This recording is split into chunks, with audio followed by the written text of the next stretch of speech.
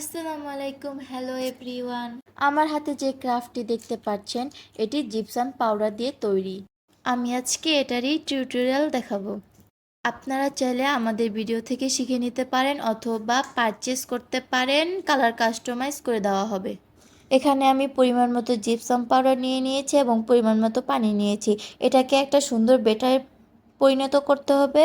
বেটারটা পাতলা হয়ে গেলে আমরা আর একটু জিপসাম পাউডার দিয়ে নেব এবং এটাকে একটা সুন্দর বেটারে পরিণত করব। আমি এখানে মার্বেল ইফেক্ট তৈরি করব, এর জন্য কালার মিশিয়ে নিচ্ছি। কালারটা আলতো হাতে মিক্স করতে হবে যাতে সুন্দর একটা মার্বেল ইফেক্ট তৈরি হয়।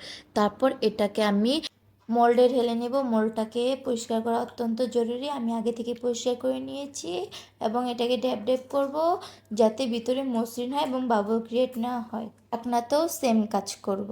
এটাকে আমি 6 থেকে 7 ঘন্টা সেট হওয়ার জন্য দিয়েছিলাম। এখন এটাকে আমি ডিমোল্ড করব। মোল্ডটাকে আস্তে আস্তে চারপাশ থেকে ছাড়িয়ে নিতে হবে। এটাকে ডিমোল্ড করা খুবই সহজ। এটাকে চারপাশ থেকে ছাড়িয়ে নিতে হবে, অতঃপর উল্টিয়ে আস্তে করে চাপ দিলেই এটা খুলে আসবে। তারপর আমরা ঢাকনাটাকে ডিমোল্ড করব। ঢাকনাটা ডিমোল্ড করা একটু টাফ, তাই আমরা ফার্স্টে সামনে দিয়ে একটু টেনে লুজ করে নিব, অতঃপর চারপাশ থেকে ছাড়িয়ে নেব আস্তে আস্তে ধীরে ধীরে। অনেক আপুদেরই এই ঢাকনাটা ডিমোল্ড করতে গেলে ভেঙে যায়, তো আশা করি আমাদের এই ভিডিওটা দেখে ডিমোল্ড করলে ভেঙে যাওয়ার চান্স খুবই কম থাকবে।